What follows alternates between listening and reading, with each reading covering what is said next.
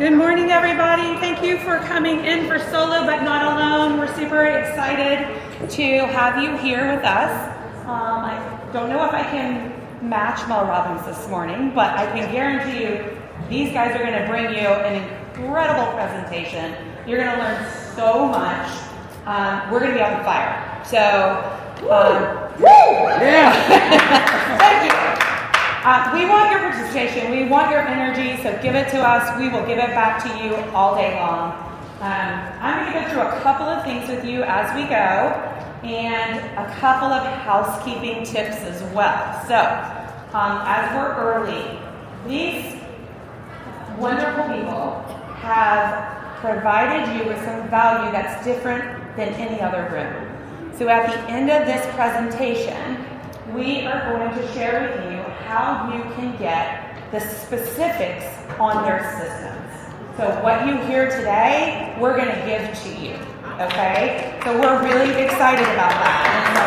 And so you're going to take home a little about me, and then I'm going to let each of them introduce themselves as well. My name is Shannon Dager. I am KW faculty. I'm also an agent in the Ohio Valley region out of Cincinnati, Kentucky, and then I also throw in a license in Georgia. Random, long story, but I've been where you are. I know exactly what you're going through, and I have struggled with leverage and love that you guys are all in here learning. So, a couple of other tips. When we give of our time, and they have given of their time so graciously, this opens opportunity for them as well, okay? We all have huge growth goals, and I'm going to ask you to support them, and there's a very unique way you can do it. And I know you hear this in every room, okay, in every class you go in, but I want to tell you why it's important, because I think when we understand why it's important to them, we all look to help each other, we're more likely to do it. When you get on this stage, and it's everybody's goal to be recognized for how great you've done, it opens opportunity for bigger stages, for bigger recognition. But it only opens that if we do an evaluation. And that's why evals are so important. Because when they see great evaluations come in, then Mega Camp comes, and then Family Reunion comes, that's how they choose speakers. That's how they choose what to offer you. So at the end, I'm going to give you an eval code. And I'm going to beg you to fill it out for us. Because it really helps. It helps me. I'm a faculty member. I want to teach in your market centers. I want to travel to see you. I get that opportunity when we get evals. So please do it. It seems like it's such an easy thing to get, but truly the numbers, we just have to almost beg. So when I show that at the end, I would love for you to participate. Now we're going to go through a couple other housekeeping. That is a disclaimer. If you guys have not seen this and everything, KW wants you to know that anything they share, they are not liable for. They may share some things that KW doesn't want to be liable for. I'm telling you, we did a practice session, so get ready. Also, we're going to talk a lot about, and this is a little more important actually in this exact room, because we have the do not call list, right? And so we're talking about leverage. That actually matters when you hire somebody that they also know the do not call list. So one of the housekeeping things is I have to make sure that you're aware of following TCPA compliance. So last but not least, we are very, very, very lucky. Not every panel gets this, but we actually have a sponsor. And so how many of y'all have heard about Cyberbacker? Yay! How many of y'all use the Cyberbacker? Yay! Cyberbacker is an amazing resource for you in virtual leverage. They have offered to sponsor this panel, and their founder, Craig Goodlife, is here to talk for a few minutes. So Craig, come on. Y'all give them a hand. Our sponsors give us opportunity to bring more value to you, so it's incredibly important. And I want to give Craig a minute. Oh, I stole this one. Okay, perfect. I had you ready, Craig. There's so much energy over there. It's 20 years ago. I can remember being in Las Vegas at Mandalay Bay for 2004 family reunion. This is where it started, and it's in the audience. Now we've got a great company that is doing a lot of wonderful things in the world. Not just giving entrepreneurs their time back and giving them someone they can bet their business on, but we're seeing it create jobs over there in places where opportunities aren't So far, we've managed to profit share over $1.5 million back to our associates because of our wonderful KW family. Yeah. It's awesome. Thank you. Really grateful. This panel, guys, I'm so excited for what you're about to hear. You're going to be blown away, so get ready for your hamburger because some of the notes you're going to write down, it's going to be a lot. So anyway, we're excited to be here. If you get a second, and one big ask. We've got these 3 hug shirts because we're raising money for our nonprofit called Sharing Good Life, which provides support for natural disasters, and we're helping sponsor children because unfortunately there's a problem in the world, there's a lot of homeless kids. And if we go ahead and work together, we can go ahead and put some kids in homeless. So anyway, that's it. Have a great session. Thanks everyone. Thank you, Greg. Thank you, guys. All right, so let's start with, you guys, you know who I am now. I've told you a little bit about me. But you didn't come to hear what I have to say. You came to hear what they have to say. So Justin, would you introduce yourself? Tell us where you're from, maybe a little bit about your production, and what your business is like. Yeah, first of all, we definitely want to hear what you have to say. You're the guru, and we appreciate your efforts. Justin Himmelbaum, I've been here for 3 days and my voice is gone. I did 2021 ended 43 million business, 107 homes sold. I've stepped back a little bit and invested more in relationships, and because of that, I hired a Cyberbacker. I just found out that it's been over 2 years I've had this particular Cyberbacker. I had one before, and that completely flopped, so I'm going to share with you a lot about how to hire correctly, and you get to learn from my mistakes. Congratulations, everybody. And thank you so much for taking the time to invest in yourself and come to this class. We really appreciate it. Hi there, everybody. My name is Kelsey Zwack, and I'm an agent in Rocket City, Huntsville, Alabama. Thank you to my friends for all this room. It really means more than you know to me. So thank you for being here. My production level is about 24 million, which is roughly 60 units. In my town, we go between 60 and 75 units with my small team, which is myself, an executive admin who's moving into a director of operations role. We have a fabulous transaction coordinator who works about 20 hours a week, and then we have a runner and 3 showing assistants that work in like a round robin manner. So they're very part-time, but they're also very integral to what we do. Hello, everyone. Thank you for being here. My name is Craig. I'm out of the Washington, D.C. Maryland region. My production level in 2023 was 12 million with 28 closed units, and that was up about 60% from the previous year. And basically came from hiring leverage. I have a transaction coordinator right now, and looking to get into the director of operations hiring role here shortly. Also bringing on some buyer agents or showing agents into it. Awesome. Let's take the mic with you, and we're gonna share this mic so that we don't have interference. Welcome everybody coming in. Just grab a seat. We're thrilled to have you. But let's talk about you're looking for help right now. Tell me let's go back to when you first started thinking about hiring help, and tell me how you knew it was time to hire help, and just like supercharge your business. What was that? What did that look like for you at that time? Okay, so the first aspect that I noticed wasn't about the business, it was about my family and my wife. So when I felt like that I was sacrificing my home more than my business, then I knew I had to hire help at that point. Then when I started dropping the ball and it being inside the clouds more, like I love command, yet I don't want to be in it all the time. I want to be transactional.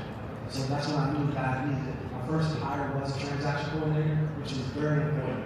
And once that happened in 2022, first hire, and then she departed, she did her own thing. Now I got my second hire, which was my second transaction coordinator. Fabulous. We've been together for about 18 months now, and the training part was where I really focused on getting her up to speed to the brand. That's it, really. That's pretty much it. That's when I noticed. So you're starting to drop the ball on things, Yes. starting to struggle. How many people in here struggle? Yeah. I didn't clarify anyhow, so let's not pull out the personal details. All right. But yeah, the most important thing was my wife, right? there, and it was my family. I wanted to make sure, I have 3 kids, growing kids, 17, 12, and 8, and I wanted to make sure that I was a presence in their life. That's amazing. Yeah, awesome. Awesome. I want to ask everybody here in the back. Okay, is volume good? Chad's a soft speaker. Oh, yeah. You got a radio voice. You got a radio voice. I love it. Kelsey, tell us how you knew that it was time to hire. So I don't think anyone in real estate works harder than a single agent selling 25 units a year by themselves without any help. Yes, Yeah. Upon yourself, you're doing it. You're working a grind, and it's a real grind. And we get into this business because we love people, we love houses, we want to enrich other people's lives, and we kind of forget that we matter too, and that we have a life too, and that our clients want us to want to be with them. So my husband told me earlier, he's like, this is a conference, it's not an episode of like Scared Straight. So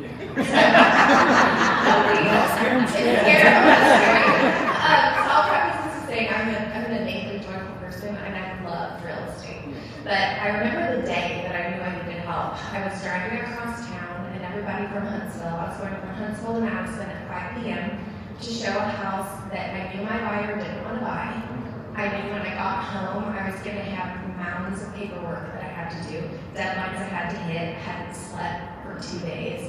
You know, I'm gonna deplete every single thing inside my body before I don't do something for someone else. So I honestly was like, I don't know how this is gonna end. I think I should just drive off of this road. I was in that much pain. I was too tired to be happy, and I wanted to be happy again. And so I made a commitment to get the leverage that I knew I needed. So I will say the first piece of leverage that we need to hire is a coach, right? And then they're going to help guide us to making intelligent choices and not hiring wrong. And then from there, it was an executive assistant, and then it's grown from that. So that's a heavy piece, right? That's heavy. How are you today? Awesome. So Linda right here was the first person in this room. See her, she's like, what? Yeah, it's just Linda. I walked in this morning and I was like not afraid of finding this room because Linda had found it yesterday and she was going to walk me in and she was sitting right in that corner. And so no, it's amazing. I do probably work 50 to 60 hours a week, but I'm not working 90 hours a week. And so it's about finding the life by design. So that's what this is about. Let me just say thank you for being honest and vulnerable, Yeah. because that is like tough to share, tough to hear, but harder for her to share. So, thank you. Yeah, I think vulnerability is really huge, right? I think I have a lot of voice. What was the question again? I was so interested in every second I blacked out. Tell us how you knew when it was time to get started with leverage. Yeah, so my journey in real estate is really interesting. I was dead broke when I started real estate. I'm gonna cry. I was $20,000 in debt, and I was just like, I'm gonna try this. And I went out and I gave it stuff. You got this. So, my first year I sold $9 million in homes. I made $260,000, and I never made more than like $50,000 a year. It was really crazy, and I wasn't any happier, right? Because you're working so hard, you're still missing everything, and I was forced to step back and say, you know, what is important, right? And I went back to when I was a kid and what I liked to do when I was young, and I like to go outside, and I like to play with my friends, and I like to do all that. So I changed everything I did about lead generation and made it that, right? Made it so that I could hang out with my friends, and I just started hiring leverage, anybody and everybody. And those led to some mistakes too, right? So that's how I knew that I needed leverage, because I made $1 million in my third year in real estate, and that year I was finally good, but that's because I hired the leverage that made everything easier. And I agree, I think a MAPS coach is the most important thing you can do. That's step one in this whole process. You wouldn't go buy a house in a city you didn't live in. The first person you call is a realtor, right? And they would help you with everything else. That's a MAPS coach. So hire that person, and then get your cyberbacker, and your coach will help you train them. And Keller Williams has great systems, 30, 60, 90, all those things that can really help you train them. We'll talk about that a little later. So let me keep the mic with you for a minute, because this is a solo but not alone. It isn't just a virtual assistant panel, and virtual assistants can be amazing. And so I want to talk to you about why a virtual assistant, like what did you explore and how did you go down that road? So tell us how you started. And I'm saying VA, Cyberbacker, which started in Keller Williams, obviously in the real estate industry, makes a lot of sense, but how did you get from I need leverage to I'm going to look at a virtual assistant to I'm going to look at a Cyberbacker? Yeah, so my first person was a transaction coordinator, right? Because I'm a high. I'm just go. I'm going to go out there, I'm going to talk to people. But sit down and do paperwork, bless your heart. That's going to be a no for me, dog. So I went out there and I got a transaction coordinator, because otherwise I would have been out of this business in 3 months. I don't even know what compliance is. I see it pop up on my thing once in a while, but no thanks. So that had to go. And then I need to start offloading other things. So what they teach you is to write down everything in your business, and whatever you don't like to do, you need an assistant for that. And so I went out and I got an in-person assistant, and she could do so much. And then I needed another assistant, and I didn't want to spend a ton of money.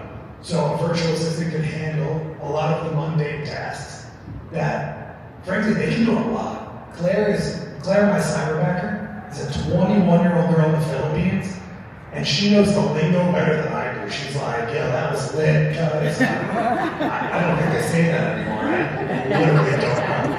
But she's out there, like, interacting with my database, and legitimately, like, talking cooler than I do. Sometimes I have to be like, I'm a 37-year-old Jewish dorky dude. Like, you gotta calm it down. But Claire is amazing, and she really can do anything. You just have to train her. You just have to help her, and Cyberbacker helps with that as well, so that's pretty cool. Did I answer the question? You did. So tell me about, because you said you did it wrong, and we're going to all talk about this in terms of hiring better. You said you did it wrong in the beginning. What did you do wrong? Yeah, I love this story. Okay, can we just, are we going to be louder than them? They cannot show us up. Thank you very much. What you want over there? Sorry. Mo Anderson just said I'm never allowed on another panel. Back to what you did. So, has anybody here done a KPA? While hiring, gotten somebody to do a KPA? Well, a lot of us send out the KPA because someone in our market center does that for us, and then we never look at it. So I had an assistant who went over the KPAs, and she said, this one thing's weird. She says that the cyberbacker we were hiring says that she doesn't have a big problem doing personal stuff during business time. So I thought maybe she texts a friend during business time. No. 3-hour lunches, whatever she wanted to do during business time. Be like, hey, I don't even remember her name, but hey, Sandra, no. She would know. But I was just like, hey, can you help with this? And just crickets. And so it's really important to go through the KPA, go deep, and ask all the questions. Just take it seriously. It's really silly to save yourself 20 minutes by not doing, or an hour, 2 hours, by not doing the whole KPA process. And then you waste 6 months of your life. Because that's what you're going to do.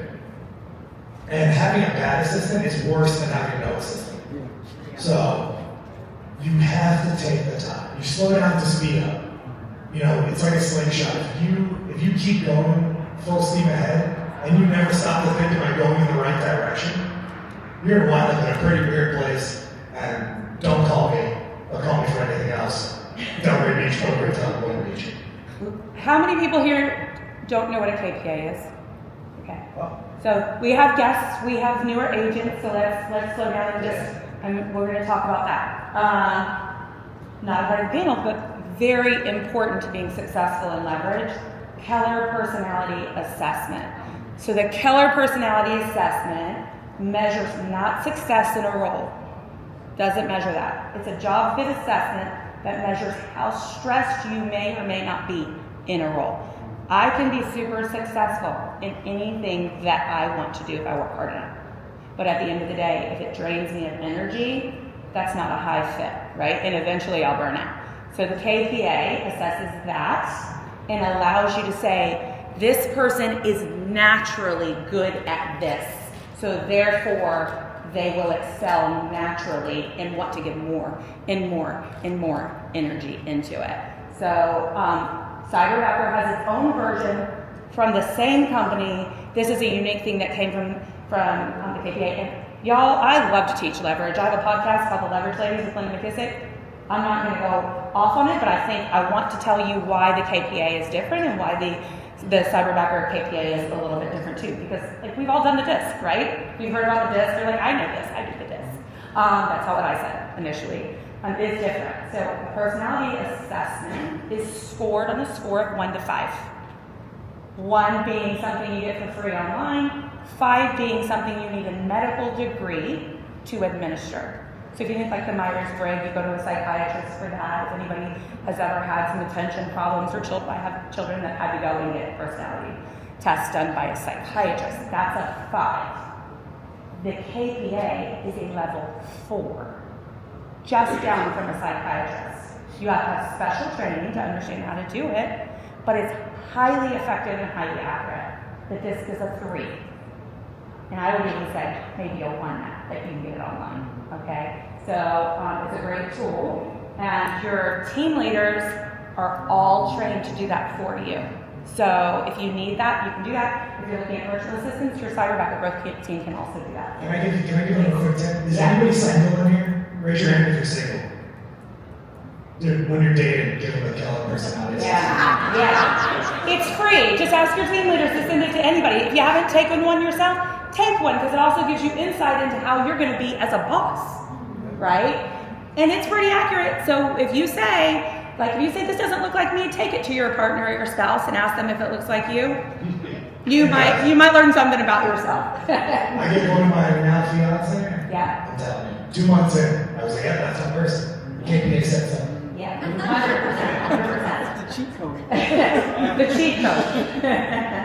Kelsey, tell us, do you KPA your team when you bring them on? And do you do it yourself? Do you have people who love that? Yes, definitely. And a lot of it's to look at, yes, how much will we enjoy this role, but also how are we going to work together.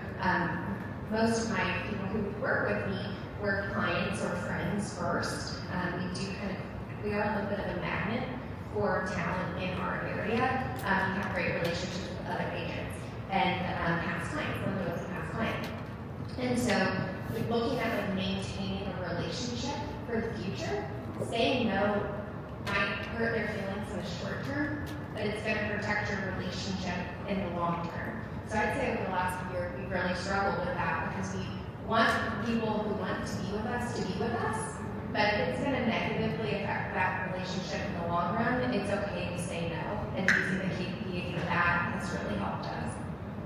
And I will say when you do the KPA, it's not just a result that comes back to you. Right. So it's not just the result. You also get questions to ask them about those things. So if it says this is an issue, here's the questions to ask them. And so it helps you with the tool in the interview process as well. So Chad, how about you? Do you use KPA and how do you use it? Most definitely. So when you first asked the question was about the failures of the And the first time I did not use KPA, and I just hired somebody because they didn't do a good job, and we turned out not to be a good fit. And as I started talking to my maps coach, I said, hey, we need to take career vision. That's when we started getting Career visioning is the course in Keller Williams that teaches you how to KPA. Yeah, in the leverage series. It's easy to find. Go to Keller Connect and find it in your where it's close to you. And they told me to take it like 3 to 5 times a year. I'm like, why? And after you take it once, you'll understand why you need to take it more and more and more and over and over. Because it's not something that you can absolutely master when you first go around or second go around. So I think I've taken it 4 times. Well, 5 times altogether, 3 times was virtual because of the pandemic. So Right, no, 3 times a person, twice. But yes, absolutely take the KPA, learn how to verify the KPA. Your team leader can definitely help you with verifying the KPA. Bring your team leader in on the KPA because you want them to also defend who you're getting ready to hire. Does that make sense? Like, I really love this person, it feels good, and then your team leader said, and your team leader asks you questions like, why this? What do you love about him so much? Well, don't you think?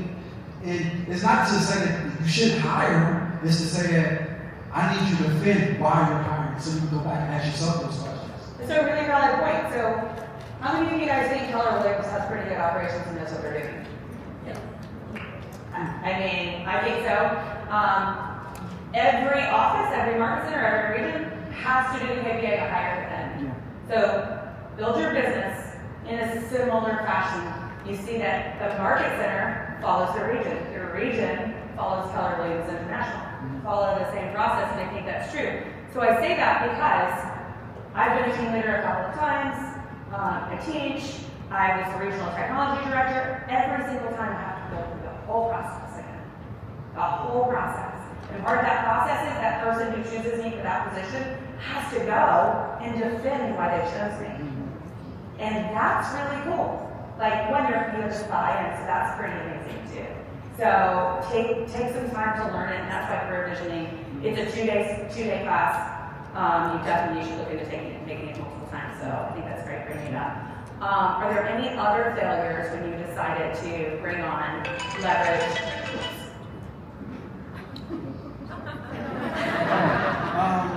That was a sound effect, not a ring. I was like, pay attention, this is gonna be good. The main thing was really just hiring somebody that I felt good about, right? That I really like this person, or I see him on Instagram. I gotta hire him. I need him on my team. No, it don't work like that. You have to go through the process. And that's the simple I can put it. Yeah, how about you, Kelsey? What were the failures that you experienced as you began the process? So, a couple. I would say hiring through necessity. If you wait until you get to your main threshold, then you're going to go for who's closest, fastest, and medium capable, versus if you have your goals in mind, like what we believe we will achieve, we will achieve. Or what Gary said in the CEO Summit, if it's meant, what was it? Oh, don't ask me to quote. Yeah. Thank you. It's up to me, or why not me, is what he shifted it to. So if we truly want something, so say we want to be an MRBA single agent, or number 1 in the state, number 1 in the region, that is our destiny. So we need to start planning now, knowing that, and don't wait until you're too exhausted to make a great choice. I think that's a fantastic tip. As I talk to rainmakers and consult with them all the time on hiring leverage. And I will tell you, 90% of the time when it fails, it's because they waited too late to start the process. Because they're like this, I need help now. And I'm like, okay, well, let's look for candidates, let's write a job description, let's do the KPA. And they're like, okay, how fast can we get through that, right? And then we can do some of that stuff fast. But then they're like, okay, here, there's the job, gotta go. Yeah. And because they need to slow down to speed up. So you really have to do that and talk about that and get your systems in place and think about that. So I made a pretty big mistake in that I was like 8 months pregnant and I was getting all these listings and I didn't have any help. And I was like, shoot, there's just a baby that's probably going to come out at some point. And I'm going to at least have to give birth to it. It's probably like 9 hours. I'm not going to be available. And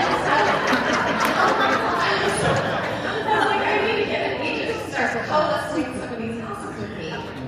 And so, if you don't have a killer ops team, you do not hire a buyer's agent. Do not do it. Because A, it's probably going to be someone you love who has a similar business to you that you think will be so fun if we work together. And then 9 months later, 10 months later, you're going to realize, oh shoot, you're a TC and a showing assistant, and I'm splitting the commissions with you 50-50, and I love you, and your car, and your hair, and my clients love you, but that's not the way my business needs to grow. So start first with the executive administrative assistant. They will turn into a director of operations. Then you can have a transaction coordinator. if you can sell 90 houses a year with some showing assistance, do not hire a buyer's agent first because you're 8 months pregnant. And if you hire, that's so real. If you hire the right assistant, they can hire all those other people for you. That's the tool. You don't have to keep redoing it. You hire the right Then assistant. you can focus on what you love, and then you don't have to mess with the other stuff. Yeah. So tell me what your onboarding system looks like.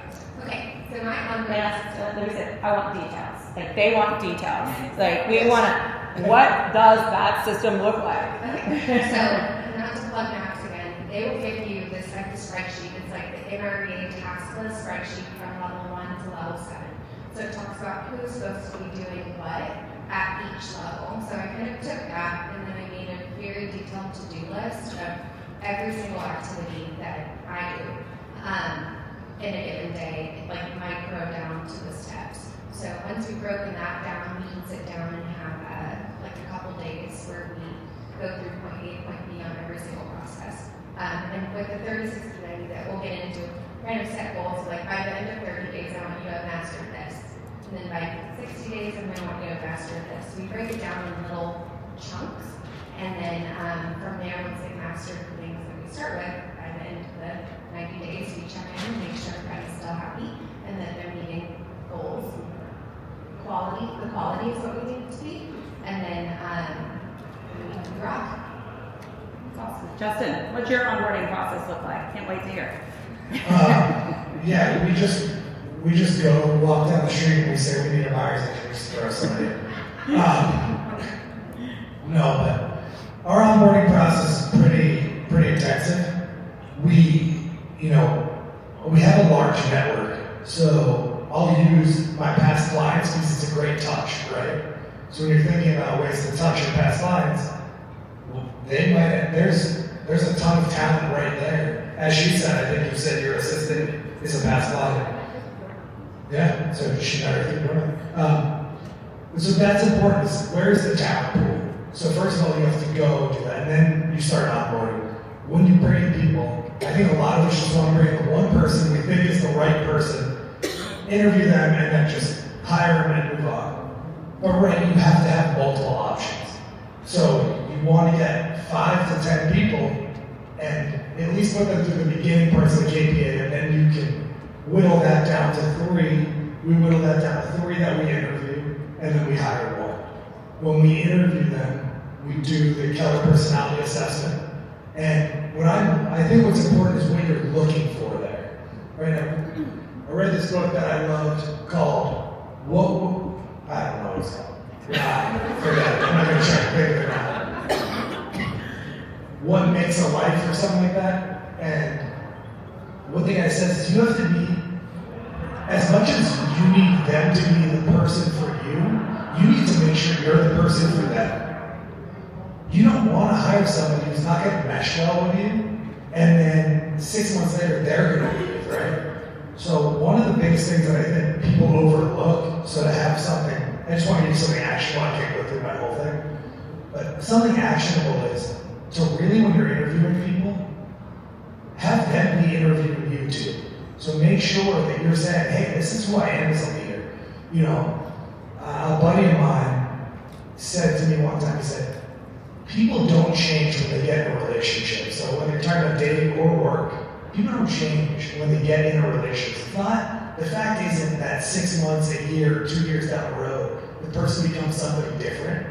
It's that they lied to you in the beginning, not on purpose. They were trying to be somebody they wanted to be for you, or somebody they thought you would want, and they didn't show up as their true self. So you have to figure out who they authentically are.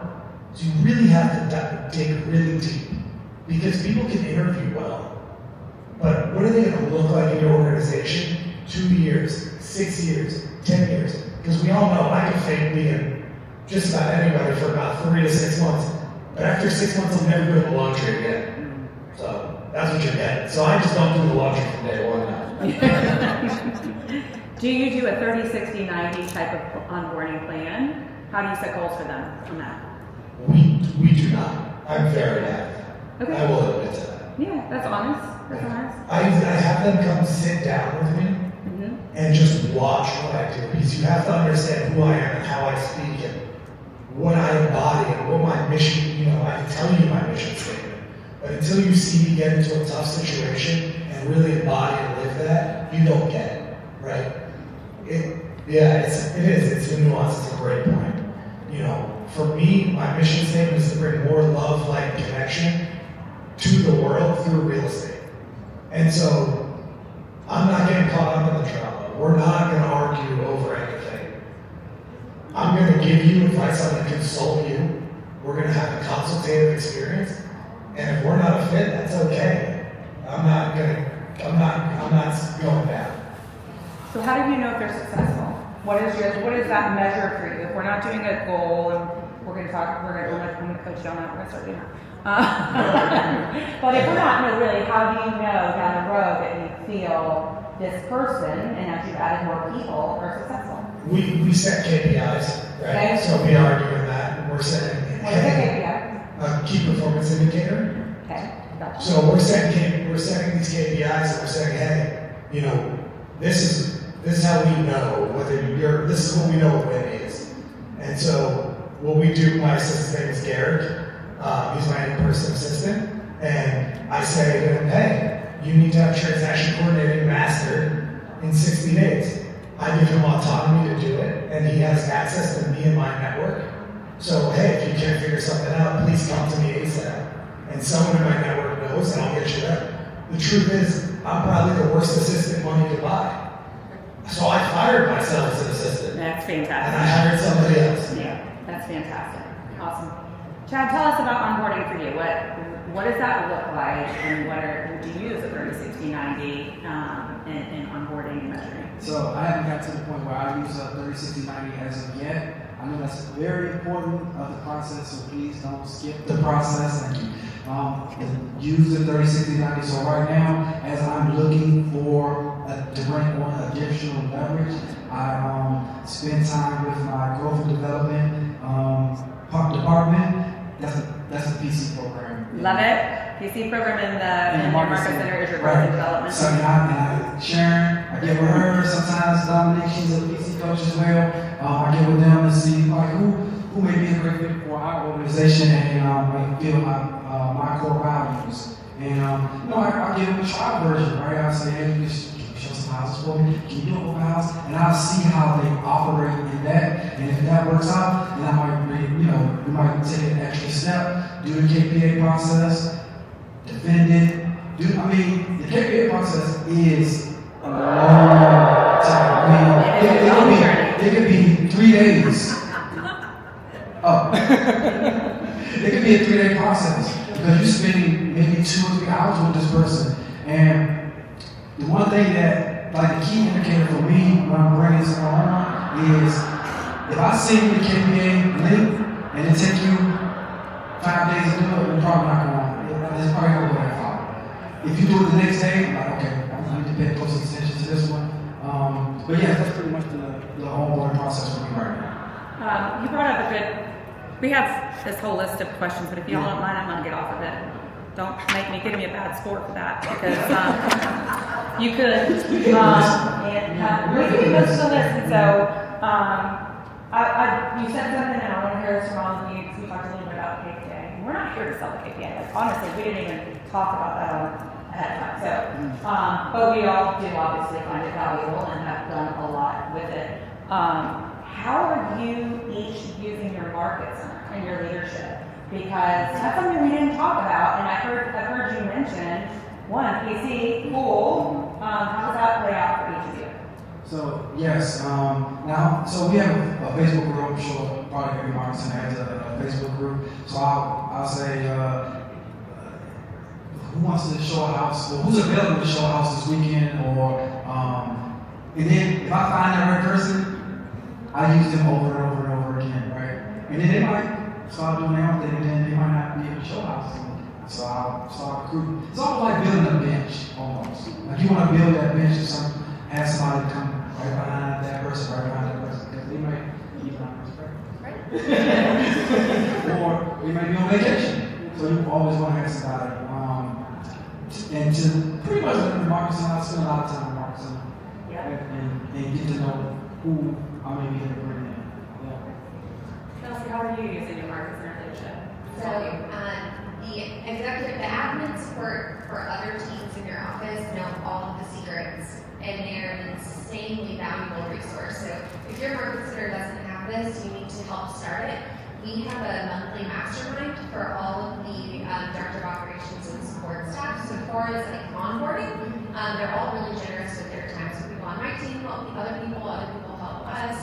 And so, like Linda can train someone else's admin in a day, probably, because she knows how to work with a crazy person.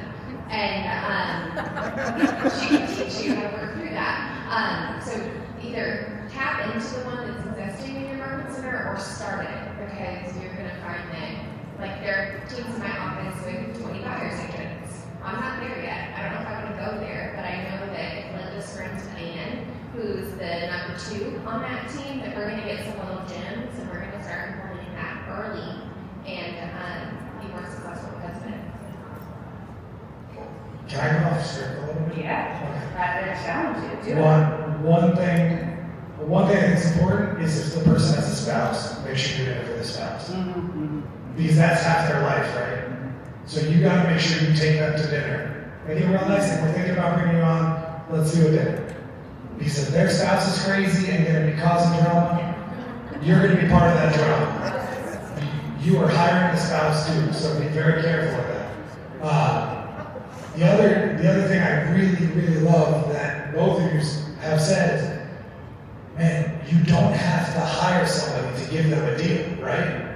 You can, hey, I just got this deal, I'm too busy to work it. Go to somebody in your market center that you think might be good or has done showings for you and say, hey, we're gonna split this one 50-50, and then see how they do. You can keep doing that. Because they'll be happy to get in on a deal. Most of your market centers probably very happy to make $3 to $4 grand, $2 grand, whatever half of the deal is in your market. In my market, half of the deal is like $8 grand. People would be very happy to have that. And those can end up being the people that you bring on your team if they're successful there. So that's something my coach, MAPS coach Craig Shannon Dager, really, really used when he was starting his team, and it's like really pushed on me, is that everybody, you just don't know how somebody is until they work a deal. They can seem really diligent in the office making the calls, but you don't really know how they are with people when push comes to shove, and you'll find out real quick. How many of you feel like the market's tough right now? Have you heard that agents are leaving the business this year? Yep, I'm not saying it. Pretty high numbers. Like, we're expecting up to 40 to 50% attrition rate this year. Yeah, let's go. I mean, more opportunity for growth. I get you. Also, as we build our teams, as we need help, that is a talent pool waiting for opportunity. And who knows who's struggling most? Leadership. Your team leader can see all the production results for not only your agents, but pretty much for the entire market around you. So if somebody's struggling and they're going backwards, that's a great place to find talent as well. So tap into your market center leadership. The other thing I want to tell you is, Kelsey mentioned the MRA task list. We all, like, all your team leaders have that. All of them. So if you want that, go to your team leader and get it. Kelsey has it too, so you can message her. Where should they message you? On Instagram, 100%. if you want to. It's Heritage. What is it, Linda? I don't know. It's on Heritage. Keller. We'll find you. We'll find you. We'll I go back just to changed it. it. I had a really silly handle from when I just got licensed, and so I just changed it. It's on kellerinc.com, it's public. Heritage.partners HSB, which is the Yeah. So let's talk about that. You can go there and you can all send her 30 million messages. Or we provided a resource where we can put it. We did, didn't we? We did. So we're gonna ask one more question, which is very important. And I left them last week with thinking about what the answer was going to be. So you're curious to see how they follow instruction. And also, we have time for questions. So I want you to ask the questions. If you didn't get the specific information you need, I want you to get the specific information you need. It is super, super, super important to me that every one of you leaves with one piece of information that you didn't have when you walked in this room. Like, that is how I teach. That is how I teach. I want you to do that. So think about that, push them. If they said something, you're curious, say, can you give me that resource? Because here's the thing, we have QR codes on the back of the door. Don't get up and run to them, okay? There's gonna be time. They're on the back of every door. Scan it. When you leave, we have a Google Drive. It'll lead you to a Google Drive with their tips, their resources. And if there's something you want, we will upload it this next week for you, and we will let you know when it's there. So that task list, Kelsey can easily upload it, okay? And you also have their systems and their tips in that drive as well. So you're welcome. You're welcome. You're welcome. So as you're all scanning this, before you hit submit, and I thank you. I love seeing cameras on that because that helps me so much. It helps them so much. I do have to tell you one thing. I teach a lot in different market centers, and I get this feedback a lot. And then people will be like, Shannon's awesome. You should put her on a panel at family reunion, which I really like, thank you. And they say, give her, she's a number one. Okay, number one is the worst score you can give me, so please don't give me a 1 unless you really think it's a 1. A 5 is a good score. And so 1 to 5, we want your honest scores, but even more important than that number, which you have to select, we want your honest comments, okay? Because we cannot get better for the next panel if we don't see the comments. So, hey, Justin, I love that you were real and that you were natural. Hey, Kelsey, I love that you were vulnerable. Hey, Chad, I love that you have a radio voice and that you gave us all of that information. Like, give us the good comment, like really and truly, so that we can get better for you next time. Because what you're creating is opportunity for them to be up here in a bigger and better way. And so, thank you for doing that. Now, back to the homework question. If you could give one piece of advice for those that are struggling or thinking about getting leverage, what would it be? Okay, so I would say outsourcing is leverage. So if you're in those early stages, hire a company to put signs and yards for you. Rent your clothes so you don't have to wash them. Don't take our photos if we're not photographers. So outsource everything that you can, and then while you're outsourcing, you should be in that still 15% expense margin, 85% profit ratio. Realize that when you start hiring talent, you might dip down to a 30% expense ratio, and start saving that 30% now, so that you can go ahead and have it pre-planned that you're used to paying somebody. They'll have a slush fund ready so that they'll have job security. So just know that what you want to achieve, you will, and start saving for it now. Awesome. Justin, one piece of advice? Can you limit it to one? Yeah, I'm sure I can. One piece of advice. I think the best piece of advice, honestly, for me, if you don't, I like what I said. I really like what I said about giving people trial runs in your market center. So just give them a piece of a deal, co-list something with them, and see how they operate. I think that's the one biggest takeaway, because we bring someone out, you hire a buyer's agent, it's hard to fire them, it's hard to let them go, it's a whole thing. Whereas you could basically give them most of the onboarding and do that, and then if it works out on those first few deals, then you got them right there. I love it. So it's a working interview, and so this is, I'm in the process of hiring another Cyberbacker right now, and I have Leverage helping me with that, and thank you. She's in the room. Appreciate it so much. And I asked her, give them a working interview too. So we can do that with Cyberbackers too. Ask them to perform in the interview. Can you write me a paragraph about this? Can you show me how you do this? So you can do that with your admin too. Make them perform in the interview so you see what it looks like and what you get back, and is it something that is a good starting point? I'll upload that in the Google form. Yeah. Some ideas of what you can do in that working interview. I love it. Ciao. I love everything that y'all said, but mine is two part of one answer, right? So, first thing you want to do is track your hour by hour. Everything you're doing each hour, track it. And then inside of that, take everything that you did like to do in that hour, except for watch TV or be on Instagram, that's inside of your business, and put it on a piece of paper and give it to somebody else when you're high.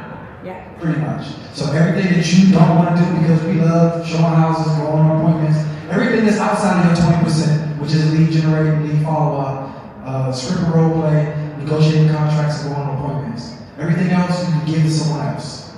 So write that down, and then that's pretty much your job description for your admin. Yeah, anything that is done more than once, there is a system that can be created for it. Love that. Because I don't know about y'all, but I don't like making flyers at all. Also, on door letters, I know how effective they are. So my daughter, she does it for me now. She sends out about 500 door letters a month, and I pay her, right? Because I don't like doing it. So last, and I'm gonna take that mic and I'm gonna come out there and let you guys ask questions.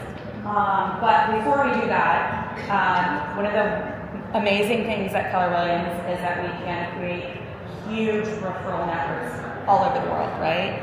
And I know my market center, I have agents that that's all they do, they get referrals. So we would like your business cards. We will connect with you. We would love to connect with you on social media. We would love to be in your market centers speaking. And so I want to say, let's talk about how to connect with you. Yeah, right? And so, also, this is a two-way street. Come up, take pictures, share it, send that out. If you're in here, you're learning. That's a great message to send to everybody. Like, hey, I'm learning. Look at this school guy. It goes out to his database as well when you tag him. So feel free to come up when we're done with questions. We'll meet you in the hall if somebody else is coming in the room. Let us know how to help you, but connect with all of us. We have referrals to send to you too, so we need connections in your marketplace. So tell us how to connect with you, and then I'm going to take this other microphone and start having questions. Cool. So I'm in the DC, Maryland area, as I mentioned before. And if you want to follow me on Instagram, it's at Meet Chad Craig. Real easy. Meet MEET Chad Craig. On Instagram, on Facebook, it's just Chad Craig. I can accept about 1,000 more friends and followers. And I do a lot of stuff on Instagram, creative reels and things like that. That's pretty much it. Can you repeat that? Yes. What part? Meet Chad Craig? Yeah. Meet Chad Craig. Meet Chad Craig. M-E-E-T. MEET on Instagram. And we got Kelsey's. Kelsey, is there any other way you'd like for them to connect with you? You can bring your card to this gorgeous right-handed woman in the front named Linda, and we'll send you a little treat after the conference. Linda, stand up and turn around. Linda, stand up. Let them see you. She's the star. She's the star. She's the star. And you know you have a good admin when she's the first one to show up to the room before you even show up to the room and make sure that it's good. Cool. So, unfortunately, I am unavailable on Facebook. I've hit my 5,000. However, on Instagram, I interact with everybody myself. And anybody in here who follows me knows that I will interact with you and it will be fun. So please follow me at Himmel Sells Homes. You can take out your phone now while I'm talking. It's the one time. I'll appreciate that. Can you repeat that again? Yeah, it's Himmel Sells Homes. HIMM. M is in mom, M is in mom. E is in Edgar, L is in Larry. You can tell I was not in the military. Hot indigo, mom, Edgar, Larry. You type in that, I'll probably come up. I got an orange background. Please, I say this every time I speak, and 10 to 15 people always take me up on it, but you can ask me anything at all. I'm a very open book, and once you start following my content, you'll realize maybe too much to open book. Yeah, same. I'm the same Shannon Dager 67. That is not the year I was born. I'm way younger than that, I promise you. Please connect with me. I am on Facebook. I have not reached 5,000 followers. And all kudos. I'm working on it. I'm now taking some notes from you. But please connect with me if I can help you in your market centers or anywhere else. I would love to. And I'm gonna go to questions. Can I get one more thing? Oh, I forgot. Yeah. I'm in Boca, Delray, Boynton Beach, Florida, so it's about an hour north of Miami, and I cover West Palm as well. And there was something, but that's good enough. I'm gonna cover the whole run for questions. So I promise I'm gonna be running around. Hi, thanks for everything. Julie from Wright, Michigan. My question is a ton of great information about VAs and assistance and everything. What do you guys do for systems with leverage that's not associated with your VA? Like your actual physical systems? Like checklists, Yes. like to-do lists, like do you have those? Are there things you can share? Trello. Yeah. And heck, if you reach out to me, I'll just like send you the Trello. Yeah, like, Trello, so- Trello, no, it is phenomenal. Yeah, it's an interactive task list, and I believe Command has some of that capability as Yeah. well. But we found that Trello is the easiest. Yeah, Command, the opportunities in Command is very similar to Trello, but you can make multiple boards. It is no coincidence that Command looks like Trello, you'll probably see that development getting this more similar. So I have a whole bunch of hands, so I promise I'll have you. Hi, you guys are phenomenal. I really appreciate all the information to start. So VAs, I hired one in January and I didn't really understand what I needed them for. Can you just give a little insight of what we really kind of should be looking for a skill set and how they can be truly useful since they are not physically with us? It was more of a cheaper way to get help immediately. I understand the KPA now, but yeah, I just need to understand that a little bit more. Great question. So first of all, it's a very personalized answer. So I'll cover the generalities of it. Is when I first hired a cyberbacker, I probably had the same idea you did, that they could only do some mundane tasks or this or that. These people are smart as hell. So cyberbackers can do almost everything. You can turn them into a transaction coordinator. You can anything you need, they can do except physically go to a house. But anything else, making flyers, and this is why the working interview is important, is because once you get clear about what you need leverage on in your business, so you got to write down everything that hour by hour, everything you don't like to do in your business, you write it down. Whatever you can give away, you give away to her except going to a house, right? And then you give them a working interview where you ask them to do some of those things. Hey, can you call this? Can you call my mom? Just have them call your mom and have a conversation with your mom. Little things like that, which I'll upload in the Google form, super helpful. So they can really do a lot. My girl Claire, 21 years old, putting her whole family through college with the money I'm paying her, crying again. But they really are human beings that are very smart. Because remember, the average salary, Craig just told me, is $3,800 in the Philippines. He's paying them like $8,000, right? So that's double the average salary in the Philippines. So you're getting real talent. Last thing, fun little thing. Go on YouTube and type in Cyberbacker, and most of the stuff that comes up is other Filipinos teaching other Filipinos how to pass the Cyberbacker exam. That's how in demand the job is. Scott, you have a question? Sorry, Kelsey, did you have Kelsey, you want to ask follow. more? I mean, they can write a contract for you. They can order your signs from the sign company. I mean, Becky, our TC, is in town, but she is remote. Like anything. Yeah, they say with Cyberbacker is a lot like what Justin said. Any virtual assistant company, they can do anything you don't need a license or a physical presence for. And You you need a license, can you need a license for certain things in real estate. You need to physically be there. But if you do not need to be licensed for it or physically present, your virtual assistant can do the same thing. It's all about the hiring process and the onboarding process. Okay, the question that I have is, I need an in-office assistant. I need a body double to get more work done. But I also see the need to get a virtual assistant. I'm curious, blended roles that you would assign to, if you are like me, you need a body double, like an actual assistant in the room. Did your assistant hire the virtual assistant? Did they give the responsibilities to that, or did you create that yourself? And how did you determine who does what? So I'm kind of like in the same position where you are, where I would like to have a body, and I can't really touch on that. Do you have? I have. Yeah, so I had my assistant hire my virtual assistant because I don't really like hiring. It's not my 20%. So what I did is I had her do most most of the hiring all the way down till the very end. And then the last 3 people I came in and interviewed, and then we sat down as a team and made the decision. So yes, your assistant can be a huge help, and I know Shannon's assistant right now is hiring her cyberbacker, so definitely a great way to go. So great question. Yeah, I really figured out that I'm not really great at hiring an assistant myself. I'm really great at coaching on hiring. That's what I do. I'm not great at doing it myself because I like to run like you guys do too fast. Or like think about it like this, like, so you're gonna go to a home inspection, right? But then you're gonna get all this data from that home inspection.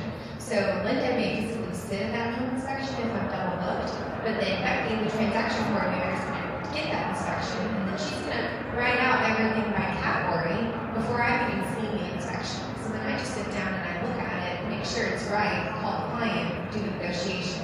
So like the physical body double is one thing, but then each task has a virtual component that you can split up. To add to that as well, during the KPA process, there is a group part of it as well. If you have members on your team, they will help you make a decision and say, hey, no, it's not, you're not fitting into our organization. Because the true team, they feel like if they're part of the team, that's their organization as well. Because they want to see you grow. Because the more you grow, the higher they go up. Does that make sense? Hello, my name is Arash. I'm from Houston, Texas. I'm almost 4 years in this business, and I just started to use virtual assistant actually last month, and I was exhausted. I hear 2 stories actually from you. The thing is that let me add something and ask my question. The good thing about virtual assistants, especially cyber or whoever you use overseas, especially Philippines, they are in different times. No distraction. They are focusing on your job. You know, no phone call, no extra bathroom, no extra meals, you know. Yeah, you you don't know it's 12 hours behind. Yeah, that's the beauty, I love it. So, do you recommend to start virtual assistant part-time, then go full-time? And do you recommend to have more than 1 or 2 in for different purposes like marketing, like admin, like, do you think that it works or you have to be always like, Yeah, sure. control? Great question. I started with 1 part-time, and I failed miserably, right? And then I hired a full-time one because I realized I just needed someone 8 hours, and I knew I'd figured out how to do the hiring all of it at that point. And so I think you can start out with part-time. I don't think there's a reason. What we did when we hired the part-time one, we asked if they would like to move to full-time. That would be the only thing. Because it sucked to train somebody part-time who never wanted to be full-time, and then you have to go train a totally different person for the full-time role. That would be my only advice. Yeah, I will add to that because I do a lot of coaching around around hiring, and in particular with a virtual assistant, there aren't the efficiencies financially that you think you're going to get by hiring somebody part-time. It's not half the cost. You don't go, okay, it's going to save me half the cost. Doesn't work that way because there's a base level that everybody has to make. And so what I found is exactly what you said, that most people come in and you needed help 3 months ago, 6 months ago, right? And so you're already behind. And you say, oh, I don't really know what they're going to do. I just need them to do one thing. But when we really talk, when we really do an evaluation, I can write 20 things you can hand to them. And all of a sudden, it's truly a full-time role. Most of you, if you're at the point of hiring an assistant, I mean, I'll support you in whatever you do, and I think it's a great way to dip your toes in, but the success metrics go up if you're really realistic about it, and the cost does not double. And so that's one thing I would say. And I would say everybody in this room is probably ready for a full-time person because you are clearly passionate and interested in growing your business. So you're either at your paying threshold or you're going to be there really soon because you're here. So just do it.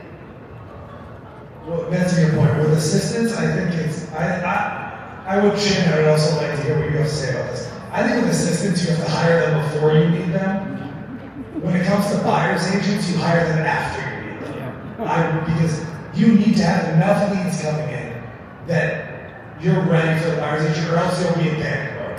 I think really the assistant is before you need it. And I always did that, right? Early on, I had an assistant 6 months in, and I'd done 12 deals. So I think assist them before because they're going to help you free your time to really amplify, and that's an exponential growth. And then buyer's agents, I would hire them after Shannon and I did what you said. 100% agree with you. 100%. So my experience is those agents are getting 50 to 20 units are starting to feel really stretched. So that's when we start going, okay, like I'm ready.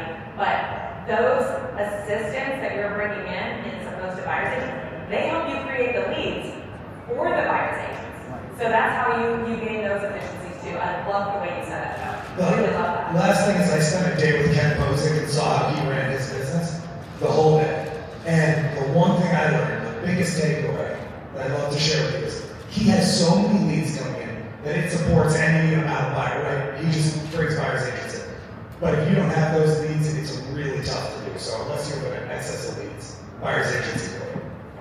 So I'm going to go one more question, and I know that there's a bunch more, but again, remember, I know that there's people who want to go and take pictures and stuff like that with panelists and want to connect and share business cards. We're not walking out of the room, we're here to ask more questions, but we have to create space for the next panelist, and out of respect, I'm going to go one more Mike's question.